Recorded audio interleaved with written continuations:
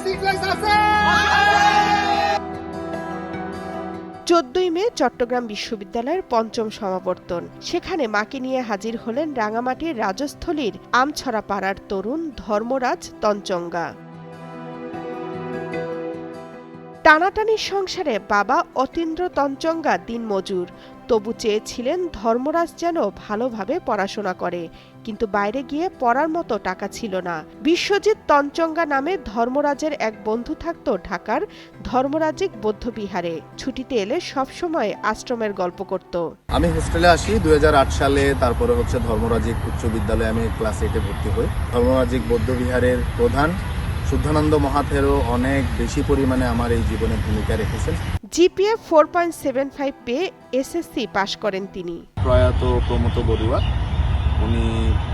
ওনার কাছে যাওয়ার পরে উনি আমাকে খামের ভিতরে করে কিছু টাকা দিল ভর্তির জন্য, এবং আমি সেই টাকাটা দিয়ে নটরডেমে ভর্তি হয়ে আসলাম। 2011 সাল নটরডেম কলেজে ভর্তির পরই শুরু হলো মূল লড়াই। 6 মাস পরিবার সহ বিভিন্ন জনের সহযোগিতা পেয়েছেন। পরে জানলেন কলেজে কাজের বিনিময়ে বেতন পরিশোধের সুযোগ আছে। প্রত্যেক শুক্রবার এবং শনিবার গিয়ে 6-7 ঘন্টা ভেবে কাজ করে প্রায় 6 থেকে 7 মাস আমি আমার কলেজের বেতনটা দিলাম কাজের বিনিময়ে। তো দ্বিতীয় বর্ষে ওঠার পরে আমি পরবর্তীতে আবারও একই সমস্যা, সে অর্থনৈতিক সমস্যা, বেতন দিতে পারছিলাম না। হঠাৎ করে আমার জীবনে আসলে উদয় হলো নন্দিতা বড়ুয়া দিদি। এইচএসসির মাস 3 আগে টাইফয়েডে আক্রান্ত হলেন। দ্বিতীয়বার টাইফয়েডের ছোবলে নাস্তানাবুদ হলেন বিশ্ববিদ্যালয়ের ভর্তি পরীক্ষার সময়। ফলে সে বছর আর কোথাও ভর্তি হওয়া হলো না। কখনো যে কাজ করি নাই ওই কাজটাই আসলে আমার করা শুরু করলাম। আমি ইয়ংস্টার নামে একটা রেস্টুরেন্ট ছিল বৌদ্ধ মন্দিরের পাশে। ওই রেস্টুরেন্টে আমি আমার ডিশওয়াশিংয়ের কাজ থেকে শুরু করে পরবর্তীতে টেকওয়ে সার্ভিস, জুস মেকিং হতে শুরু করে এরপরে আমি ওয়েটার হিসেবে ইয়ংস্টার, ব্রোকলি গার্ডেন, এরপরে এক্সটেসি ক্যাফে, যমুনা ফিউচার পার্কে আমি আমার কাজ এভাবে রেস্টুরেন্টে শুরু করলাম। পরের বছর ভর্তি হলেন চট্টগ্রাম বিশ্ববিদ্যালয়ের নাট্যকলা বিভাগে। আমি নাট্যকলায় পরীক্ষা দিলাম চট্টগ্রাম বিশ্ববিদ্যালয়ে, একটা ইউনিটে পরীক্ষা দিলাম, অ্যান্ড আমি সারপ্রাইজিংলি ওখানে 41তম হয়ে ভর্তির একটা সুযোগ হলো আমার।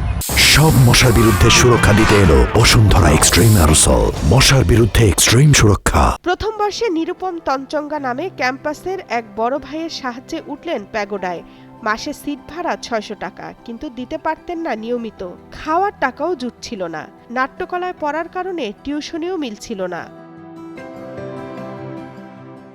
বিশ্ববিদ্যালয় জীবনের স্মৃতিচারণ করতে গিয়ে কলা ভবনের সামনে ঝুপড়ির সিদ্দিক মামার প্রতি কৃতজ্ঞতা প্রকাশ করেন ধর্মরাজ। কারণ ক্ষুধার যন্ত্রণায় একদিন সিদ্দিক ভাতঘরের সিদ্দিক মামার কাছে গিয়ে বললেন তিনি ফার্স্ট ইয়ারের ছাত্র, পকেটে টাকা নেই, অল্প ভাত দেওয়া যাবে কিনা, টাকা পেলে পরিশোধ করবেন। সিদ্দিক মামা বললেন যখন টাকা আসে দিয়েন, খান এইখানে।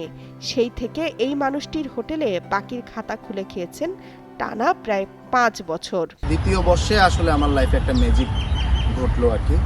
তো আমার একটা সামাজিক কাজ করতে গিয়ে সিঙ্গাপুরের একজন নাগরিক বেন চিয়ং স্যার, ওনার সাথে আমার পরিচয়। তো উনি ম্যাজিক্যাল লাইট ফাউন্ডেশন বা ম্যাজিক্যাল লাইট সিঙ্গাপুর নামে একটি সংগঠন, উনি চ্যারিটি অর্গানাইজেশন উনি চালাতেন। নিজের সমস্যা তুলে ধরে একদিন তাকে এসএমএস করলেন ধর্মরাজ। কিছুদিন পর চট্টগ্রামে এলে দেখা হলো তার সঙ্গে। তিনি ধর্মরাজকে বললেন তোমার কাছে একটি চাওয়া, সুযোগ পেলে মানুষকে সহযোগিতা করবে, মাস্টার্স পর্যন্ত তোমার খরচ চালাবো। ওনার সঙ্গে যোগাযোগে সহায়তা করেছিলেন গ্রামের শিক্ষক উজ্জ্বল তঞ্চঙ্গা। সেই থেকে খরচ চালিয়েছেন বেন। প্রতিষ্ঠানটিতে ধর্মরাজের দায়িত্ব নিয়েছিলেন লিলিকো নামে এক ভদ্র মহিলা। তাকে মা বলে ডাকেন ধর্মরাজ। স্নাতকোত্তরে প্রথম শ্রেণীতে চতুর্থ হলেন তিনি।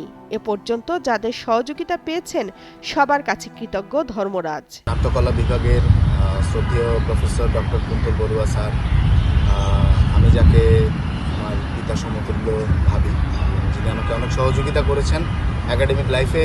এছাড়া প্রফেসর অসীম দাস, তারপরে কাজুরি ম্যাম, তানজি ম্যাম, রূপা ম্যাম, আমার অভিনয়ের গুরু বা প্রাতিষ্ঠানিকভাবে আমি আসলে যার কাছ থেকে অভিনয়টা তাত্ত্বিকভাবে শিখেছি তিনি আমার শামীম হাসান স্যার। তার প্রতিও আমি কৃতজ্ঞতা জানাই। কিছুদিন আগে সিনিয়র কমিউনিকেশনস অফিসার হিসেবে International Centre for Climate Change and ডেভেলপমেন্টে কর্মজীবন শুরু তার। এখন সাধ্যমতো মানুষের পাশে দাঁড়ানোর চেষ্টা করেন। ভবিষ্যতে আরও বড় পরিসরে কাজটা করার ইচ্ছা ধর্মরাজ তঞ্চঙ্গার। পিন্টু রঞ্জন অর্কর পাঠানো তথ্য চিত্রের ডেস্ক রিপোর্ট, তামান্না তাহসিন খান, কালের কণ্ঠ।